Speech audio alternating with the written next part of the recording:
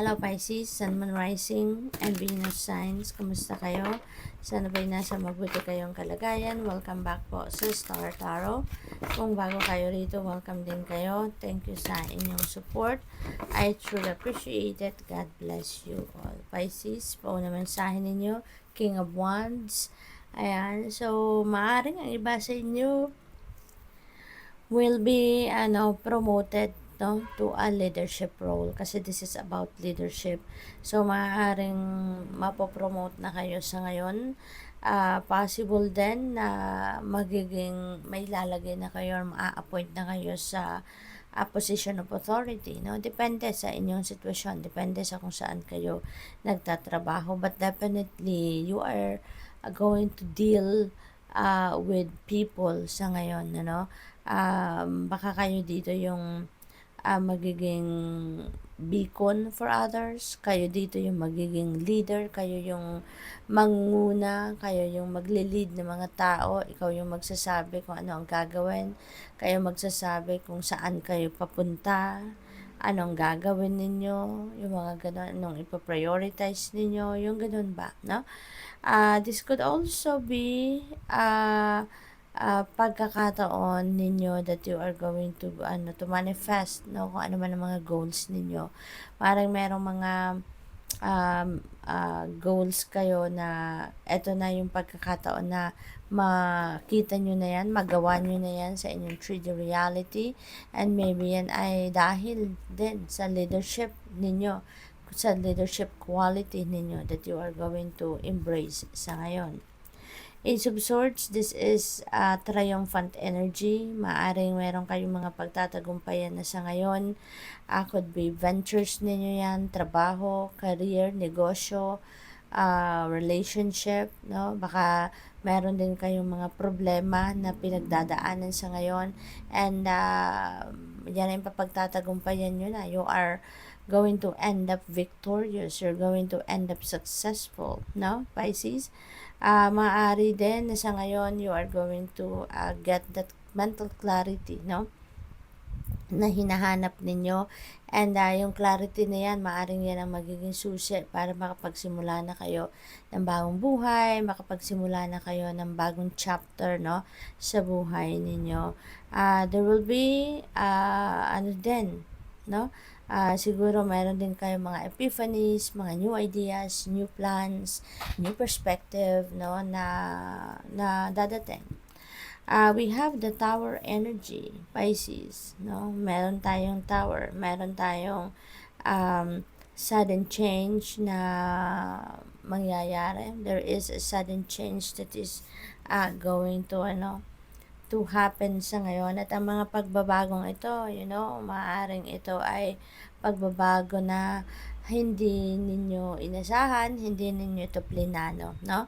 So, there could be some kind of confusion, there could be some kind of overwhelmed feeling dito, pero rest assured, no, Pisces, that kung ano man ito, this is for your highest good, no?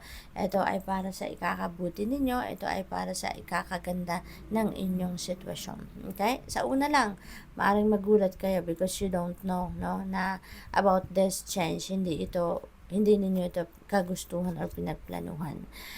We have Hierophant, and so this is siguro, ang iba siguro sa inyo dito is going to get married na, Pisces. Maaring merong kasalan dito na mabubuo. Magaganap. This could be for you. Baka kasal ninyo, or baka may maiimbitahan kayo, no, sa isang kasalan. So, possible na ganun ang ganap. Maaari din na sa ngayon, siguro may mga gagawin kayo, panibagong venture, no, at yan ay sisikapin ninyo na kung ano yung mga tradisyon ninyo, no, mga pinaniniwalaan ninyo, maaaring yan ay ipapractice ninyo or i-apply ninyo sa mga gagawin ninyo sa ngayon, ano? What else for Pisces? We have Six of Wands, ayan, tagumpay, no? So, sa Ace of Swords, this is tagumpay. So, Six of Wands, this is also tagumpay, no? So, talagang kung ano man yung pinagtatrabahuan ninyo rito, no? This could be related to your career or trabaho, no? Yan ay mapagtatagumpayan nyo na. you are going to triumph over troubles ninyo or kung ano man ang hirap na pinagdaanan ninyo rito, no, sa inyong trabaho or karera. You are going to succeed na, no, magtatagumpay na kayo, makakamit nyo na yung goals ninyo rito, makakamit nyo na dito yung promotion, yung mga pay raise, yung bonus, no, yung magandang posisyon sa trabaho na hinahangad ninyo, yan ay maaring makamit nyo na sa ngayon. And this is also going to bring forth prosperity and abundance sa inyo. So there is a financial success din dito, no, na makakamit kayo. And you will also be on the spotlight. Maraming makaka-recognize na sa inyo sa ngayon. Magiging sikat na kayo, kumbaga.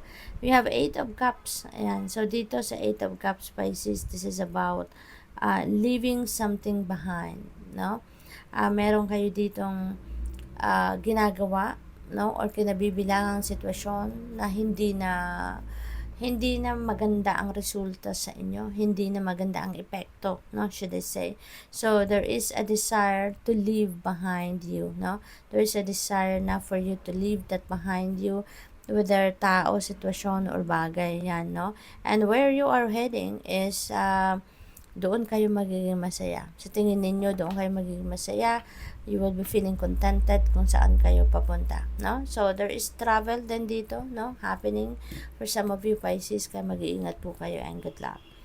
10 of Pentacles, this is wealth, no? So, papunta talaga kayo dito sa pagkakaroon ng maraming pera, pag-establish, no, ng inyong financial future, financial security and stability. You are going to be feeling secured na dito, and maaring yan ay yung perang paparating, maaring could be coming from work and your career, no? Kasi yung hard work ninyo doon, 'di ba, will be rewarded. You will be recognized, no? You will succeed sa kung ano man ang sa kung anong goal ninyo doon, pagtatagumpayan nyo na yon. And you will be financially rewarded. Kaya maaaring ito yung magiging simula, no, ng financial success ninyo. Magkakaroon kayo ng financial gain sa ngayon, at maaaring yan ay pagkukuhanan na ninyo ng malaking pera. Siguro buwan-buwan mas magi-increase yung financial gain ninyo, kaya you will be able to establish your financial future.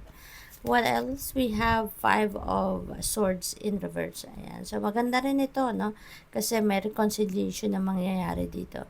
Maring meron kayong hindi pagkakaintindihan with another person, with another family member. At ngayon, you will come up with a peaceful resolution na. And this is the end of that conflict, no, between you and your kamag-anak. So, there may be a compromise dito, no, Pisces, and you are going to definitely find a solution, no, doon sa kung ano man ang inyong hindi pagkakaintindihan. So, ngayon, you are going to definitely move on from this, no, yung conflict, you're moving on from that na. So, good luck. Thank you for watching. Love and light. Namaste.